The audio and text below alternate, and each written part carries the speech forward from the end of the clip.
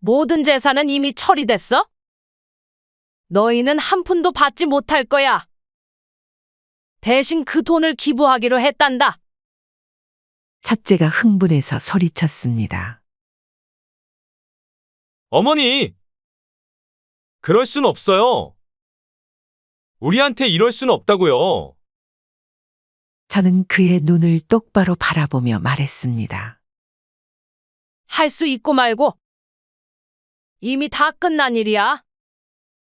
첫째는 무릎을 꿇고 애원했습니다. 어머니, 제발요. 우리에게 기회를 주세요. 잘못했습니다. 그의 모습에 잠시 마음이 흔들렸지만 저는 곧 마음을 다잡았습니다. 너무 늦었다, 얘들아.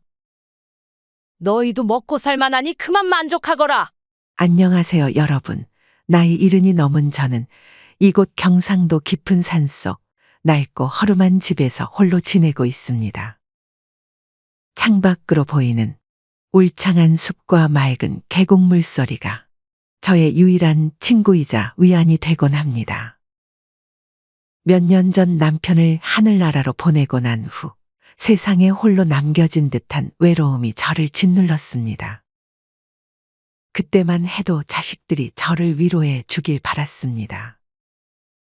하지만 시간이 지날수록 자식들의 연락은 뜸해졌고 이제는 연락이 끊겨 간간히 소식만 들려오죠. 그래도 조금은 덜 외로울 수 있던 건 마을 이장님께서 가끔 들러 제 안부를 물어봐서죠. 할매, 아들들한테 연락 왔소? 이장님의 걱정 어린 목소리에 저는 그저 쓴웃음만 지을 뿐입니다. 주변 이웃들도 저를 볼 때마다 안타까운 눈빛을 보내며 수군거립니다. 아들들이 서울에서 잘 나가는 것 같은데 엄마한테 한 번을 안 찾아온대. 그들의 말에 가슴이 아프지만 저는 담담한 표정을 지으려 노력합니다. 하지만 사람들은 모릅니다. 제 마음 깊숙이 묻어둔 커다란 비밀을. 그것은 바로 남편이 남기고 간 경기도 성남의 100억 원 상당의 꼬마 빌딩입니다. 남편은 생전에 여보, 이 건물은 우리의 노후를 위한 거예요. 하지만 욕심 많은 우리 아들들에겐 말하지 말아요. 자식들이 스스로의 힘으로 성공하길 바라오.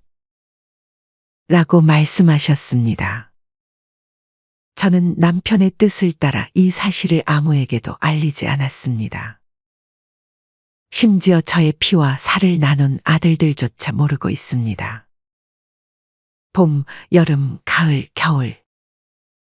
계절이 바뀌어도 저희 일상은 변함이 없었습니다. 아침에 일어나 마당에 채소밭을 돌보고 집 앞 계곡에서 빨래를 하고 저녁이면 텔레비전 앞에 앉아 드라마를 보는 것이 전부였습니다. 가끔 몸이 아플 때면 혼자서 버스를 타고 읍내 병원에 다녀오곤 했습니다. 그럴 때마다 자식들 생각에 눈물이 났지만 저는 제 안에 있는 자식들에 대한 서운함을 꾹꾹 눌러 담았습니다. 그러던 어느 날 갑작스럽게 첫째 아들 부부가 찾아왔습니다. 몇 년 만에 보는 아들의 얼굴에 반가움보다는 의아함이 앞섰습니다. 첫째는 항상 야망에 차 있던 아이로 대학 시절부터 사업 성공을 꿈꾸며 가족보다는 자신의 미래만을 줬던 아이였습니다. 어머니, 너무 오랜만입니다. 사업이 바빠서 자주 찾아뵙지 못했네요. 첫째의 목소리에는 미안함보다는 형식적인 공손함이 묻어 있었습니다. 그의 옆에 선 며느리는 겉으로는 환한 미소를 지었지만 그녀의 눈빛에서 저는 무언가 다른 의도를 읽을 수 있었습니다. 어머님, 정말 보고 싶었어요. 앞으로는 자주 찾아뵙겠습니다. 며느리의 말에 저는 그저 고개를 끄덕일 뿐이었습니다.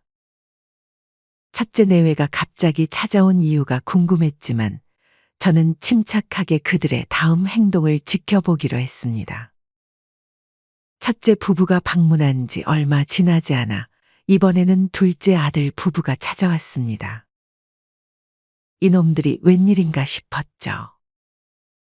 둘째는 형보다는 조금 더 소극적인 성격이었지만 이번에는 뭔가 다른 모습이었습니다. 그의 눈빛에는 의심과 경계심이 서려 있었습니다. 어머니, 저희가 이렇게 늦게 찾아와 죄송합니다. 형님이 갑자기 어머니를 찾아뵙다고 해서 저희도 걱정되어 왔습니다. 둘째의 말에 저는 속으로 쓴웃음을 지었습니다. 그래, 너희들끼리 경쟁이라도 하는 걸까? 둘째 며느리도 첫째 며느리 못지않게 눈치를 살피며 저를 관찰하고 있었습니다.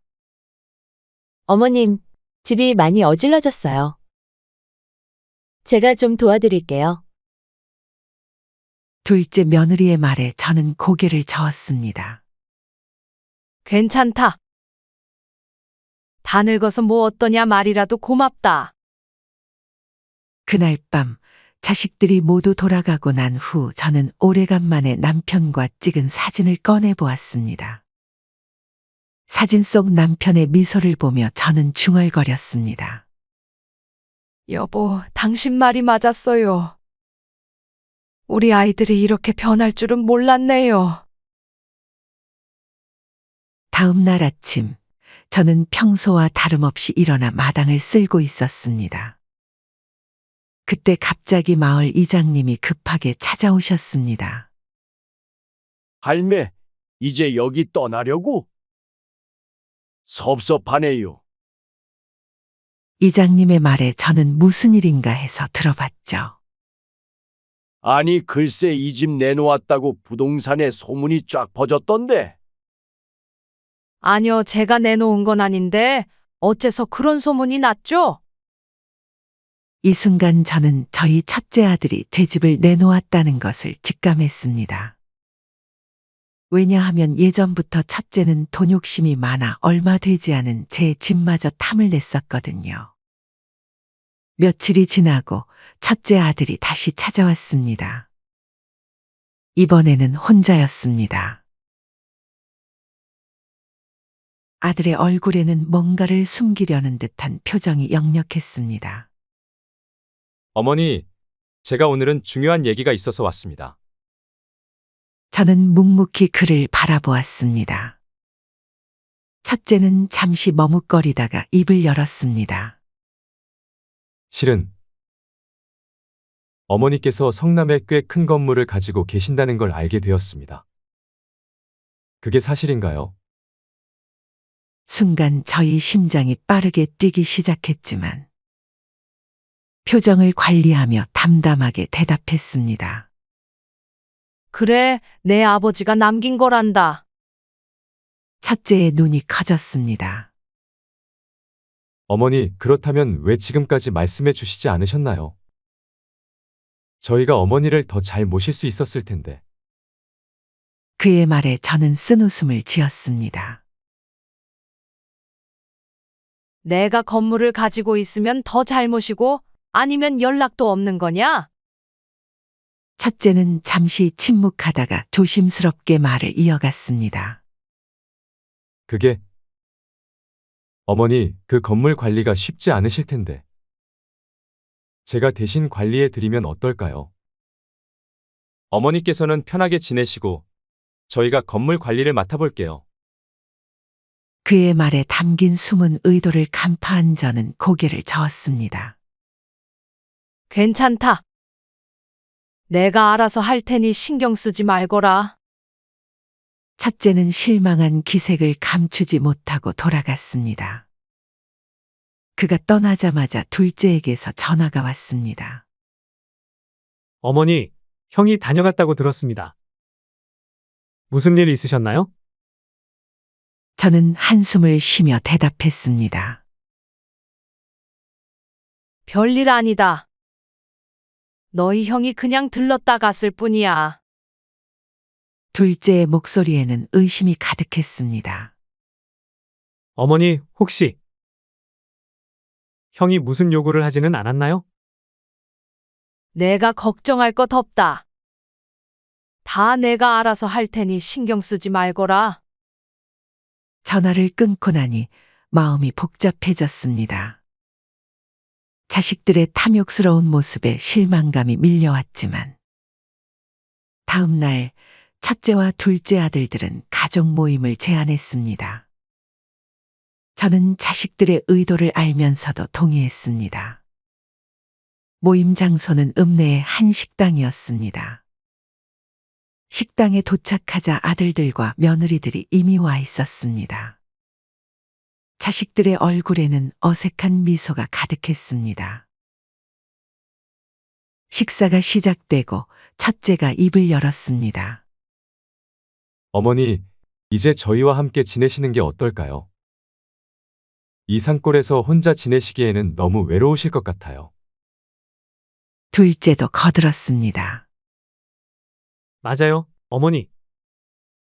저희가 모시고 살겠습니다. 저는 그들의 말을 듣고 있자니 가슴이 아파왔습니다. 이미 둘째도 알고 있구만.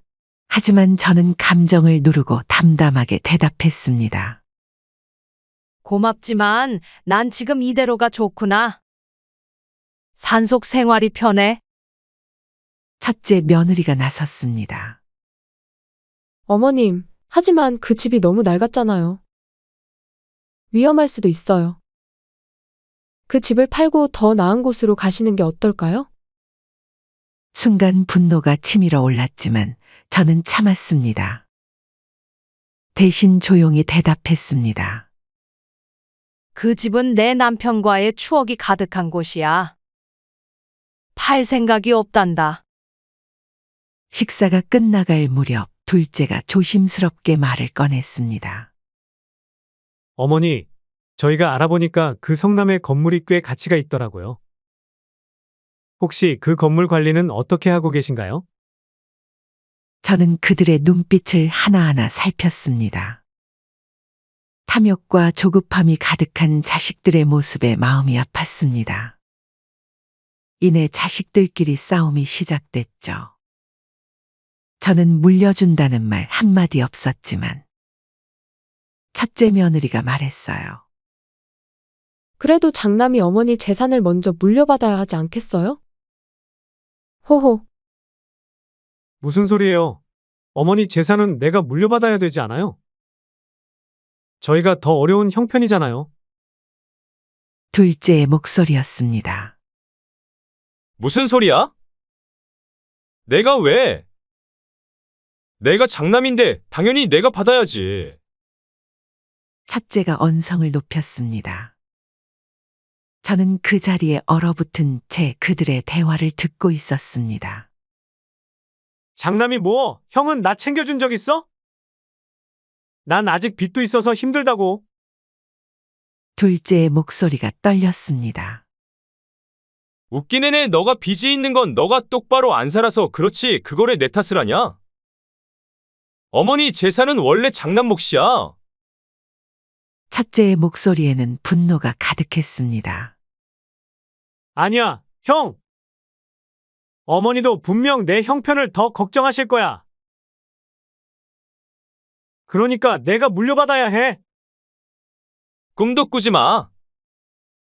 내가 어머니를 모실 거니까 당연히 재산도 내가 관리해야 돼.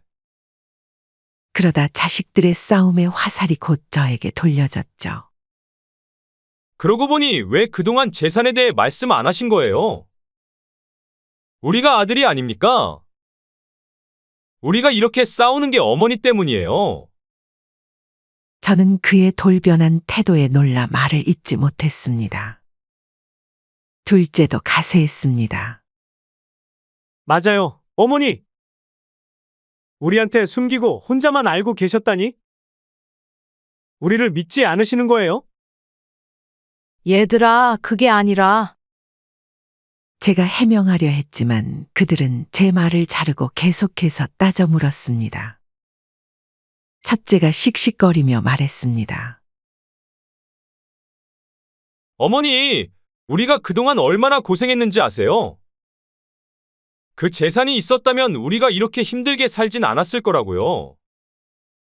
맞아요, 어머니. 저희 애들 학비도 겨우 대고 빚에 시달리고 있는데 어머니는 그걸 보고만 계셨단 말이에요? 둘째의 목소리에는 원망이 가득했습니다. 저는 충격을 받은 채 그들의 모습을 바라보았습니다. 너희가 어쩌다 이렇게 변했니? 제 목소리가 떨렸습니다. 하지만 아들들은 아랑곳하지 않고 계속해서 따져 물었습니다. 어머니, 이제라도 그 재산을 우리한테 주세요. 우리가 아들이잖아요. 당연히 물려받아야 하는 거 아닙니까? 왜 어머니는 안 주실 것처럼 하세요? 첫째가 강하게 주장했습니다.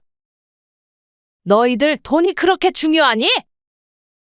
내가 이렇게 살아있는데 벌써부터 재산 걱정이냐? 제 말에 아들들은 당황한 기색을 감추지 못했습니다. 첫째가 변명하듯 말했습니다. 아닙니다, 어머니. 저희는 그저 어머니를 걱정해서. 저는 그의 말을 끊고 일어섰습니다. 난 이만 가봐야겠다. 너희들끼리 잘 얘기 나누거라.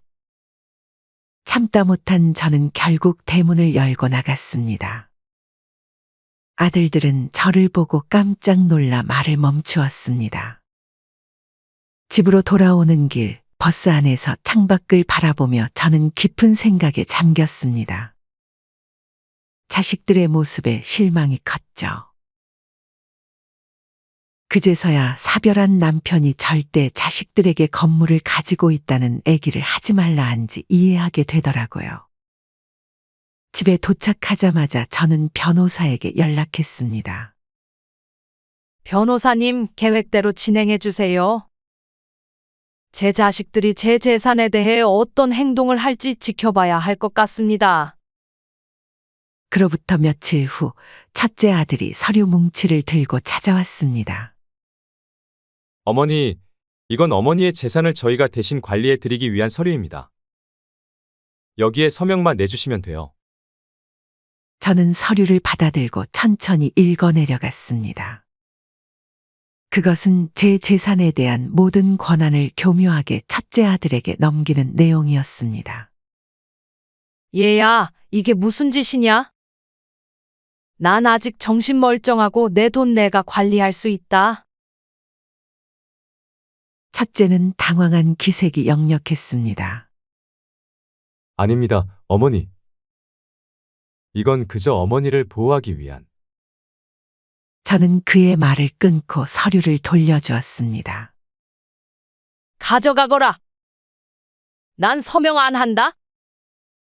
첫째가 떠나고 얼마 지나지 않아 둘째가 찾아왔습니다. 그의 표정은 형과는 달리 냉정해 보였습니다. 어머니, 솔직히 말씀드리겠습니다. 그 건물 우리가 관리하게 해주세요. 어차피 살 날도 얼마 안 남으셨잖아요. 제가 잘못일 테니까 믿으시고 편하게 사세요. 그 말을 듣는 순간 제 마음속에 있던 마지막 자비마저 사라졌습니다. 저는 차갑게 대답했습니다. 너희에게 그렇게 가르치지 않았다. 부모를 이렇게 대하라고 가르치지 않았어. 둘째는 제 말에 아랑곳하지 않고 계속해서 재산 얘기만 늘어놓았습니다. 저는 결국 그를 내쫓다시피 해서 보냈습니다. 그날 밤 저는 오랜만에 눈물을 흘렸습니다. 자식들의 모습에 실망도 컸지만 한편으로는 제가 지금 하고 있는 일이 옳은 것인지에 대한 의문도 들었습니다. 하지만 이내 마음을 다잡았습니다. 아침 햇살이 창문을 통해 방 안으로 스며들었습니다. 저는 늘 그랬듯이 일찍 일어나 마당으로 나갔습니다. 꽃밭에 물을 주며 문득 제 인생이 이렇게 될 줄 몰랐다는 생각이 들었습니다. 가슴 한편이 먹먹해졌지만 이내 마음을 다잡았습니다. 그때 멀리서 차 소리가 들렸습니다. 첫째 아들의 차였습니다. 제 심장이 빠르게 뛰기 시작했습니다. 또 무슨 일일까? 불안감과 분노가 동시에 밀려왔지만 저는 평온한 표정을 유지하려 노력했습니다. 어머니, 안녕하세요. 첫째가 공손하게 인사했지만 그의 눈빛은 차가웠습니다. 그래, 이번엔 또 무슨 일이더냐? 저는 담담하게 대답했습니다. 첫째는 포기를 못했는지 주머니에서 서류 봉투를 꺼냈습니다. 어머니, 저도 이제 생전에 어머니 건물 가져가겠다는 말 안 할게요. 대신 어머니 돌아가시고 나면 저한테 증여하겠다는 서류니까 여기에 서명만 해주시면 됩니다. 전에 가져왔던 서류랑은 다른 거니까 천천히 읽어보세요. 순간 분노가 치밀어 올랐습니다. 제 아들이 내 배갈라 나온 아이가 이렇게까지 하다니. 하지만 저는 감정을 누르고 차분히 대답했습니다. 내가 그렇게 돈이 급하니? 내가 널 그렇게 키웠냐? 첫째의 얼굴이 굳어졌습니다. 어머니, 이건 어머니를 위한 겁니다. 나이도 있어 사기를 당하시거나 잘못된 결정을 하실 수 있잖아요. 그 말에 저는 웃음을 참을 수 없었습니다. 사기를 당한다고? 내가 지금 당하고 있는 게 바로 그 사기 아니겠니? 첫째는 당황한 기색이 역력했습니다. 그는 잠시 망설이다가 말을 이었습니다. 어머니, 제발 이해해 주세요. 우리 가족의 미래를 위해서입니다. 가족? 제 목소리가 떨렸습니다. 넌 지금 가족이라는 말을 할 자격이 있다고 생각하니? 첫째는 말문이 막힌 듯 했습니다. 그때 둘째 아들이 들어왔습니다. 그의 얼굴에는 걱정과 조급함이 뒤섞여 있었습니다. 어머니, 형, 무슨 일이에요? 둘째가 긴장된 목소리로 물었습니다. 저는 깊은 한숨을 내쉬었습니다. 너희 둘 다 앉아라. 할 말이 있다. 아들들이 소파에 앉자 저는 천천히 말을 이어갔습니다. 난 너희가 이렇게 변할 줄 몰랐다. 내 재산이 그렇게 중요하니? 둘째가 변명하듯 말했습니다. 아닙니다, 어머니. 저희는 그저 그만! 제 목소리가 높아졌습니다. 더 이상의 거짓말은 듣고 싶지 않다. 여지껏 나를 여기 산에 혼자 남긴 채 버리고 가고 몇 년 동안 연락 한 번 없다가 이제 와서 나를 생각한다고? 지나가던 개가 없겠다. 방 안에 무거운 침묵이 내려앉았습니다. 저는 천천히 일어나 옷장으로 걸어갔습니다. 그리고 오래된 상자 하나를 꺼내왔습니다. 이게 뭔지 아니? 저는 상자를 열며 물었습니다. 안에는 낡은 사진들과 편지 그리고 아이들이 어렸을 때 만든 그림들이 가득했습니다. 이건 내가 평생 모아온 보물이란다. 너희의 어린 시절 우리 가족이 행복했던 순간들. 제 목소리가 떨렸습니다. 눈물이 볼을 타고 흘러내렸지만 저는 아랑곳하지 않았습니다. 난 이것들이 내 진짜 재산인 줄 알았어. 하지만 이제 보니 이것들은 아무 의미 없는 것 같구나. 저는 쓴웃음을 지었습니다. 너희가 그토록 원하던 그 재산 내가 모두 정리했다. 하지만 너희에게 한 푼도 주지 않을 거야. 아들들의 얼굴이 경악으로 물들었습니다. 첫째가 벌떡 일어났습니다. 어머니! 그게 무슨 소리예요? 그럴 순 없어요. 왜 못하겠니? 제 목소리가 차가워졌습니다. 그 돈은 원래 너희 것이 아니었어. 내 돈이고 내가 어떻게 쓰든 자유야. 둘째도 일어섰습니다. 어머니, 제발 다시 한번 생각해 보세요. 우리 가족을 위해서라도. 가족? 제 목소리에 비웃음이 섞였습니다. 너희가 한 행동들이 가족을 위한 거였니? 심지어 날 정신병원에 강제 입원시키려 했다면서? 아들들의 얼굴이 창백해졌습니다. 그들의 음모가 들통난 것을 깨달은 듯 했습니다. 이제 더 이상 할 말 없지? 저는 천천히 일어났습니다. 모든 재산은 이미 처리됐어? 너희는 한 푼도 받지 못할 거야. 대신 그 돈을 기부하기로 했단다. 첫째가 흥분해서 소리쳤습니다. 어머니! 그럴 순 없어요. 우리한테 이럴 순 없다고요. 저는 그의 눈을 똑바로 바라보며 말했습니다. 할 수 있고 말고. 이미 다 끝난 일이야. 첫째는 무릎을 꿇고 애원했습니다. 어머니, 제발요. 우리에게 기회를 주세요. 잘못했습니다.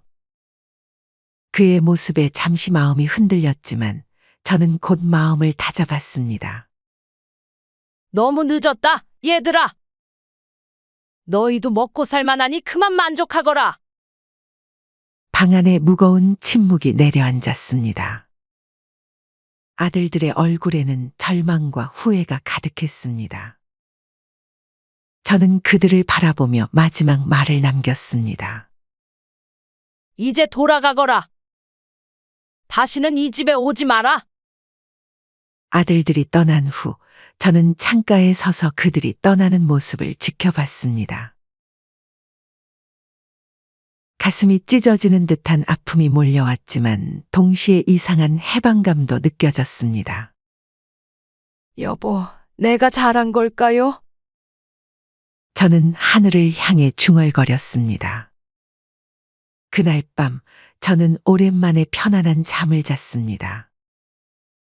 비록 가슴 한켠이 아팠지만 제가 해야 할 일을 마쳤다는 안도감이 밀려왔습니다.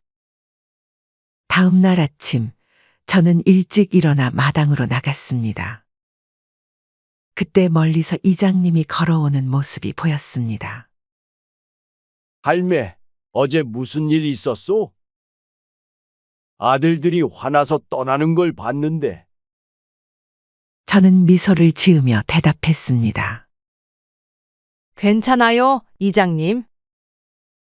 이제 모든 게 끝났어요. 새로운 시작을 할 때가 됐죠.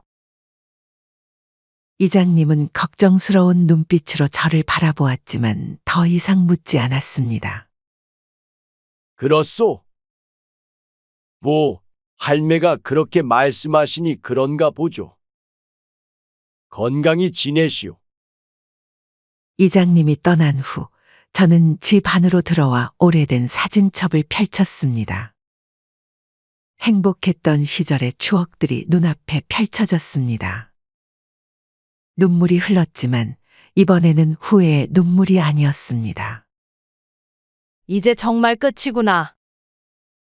저는 중얼거렸습니다.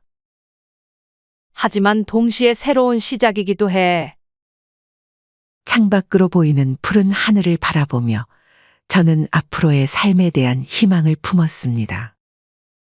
비록 혼자지만 이제는 진정한 자유와 함께 살아갈 수 있을 것 같았습니다. 아들들이 떠난 후 집안에는 무거운 정적만이 감돌았습니다. 창밖으로 보이는 산의 풍경은 여전히 아름다웠지만 제 마음속은 폭풍우가 지나간 듯 혼란스러웠습니다. 이제 정말 끝인가? 저는 중얼거리며 낡은 소파에 몸을 기댔습니다. 그때 전화벨이 울렸습니다. 수화기를 들자 변호사의 목소리가 들렸습니다. 어르신, 모든 절차가 완료되었습니다. 재산은 전부 자선단체로 이전되었고, 아드님들은 법적으로 어떤 권리도 주장할 수 없습니다.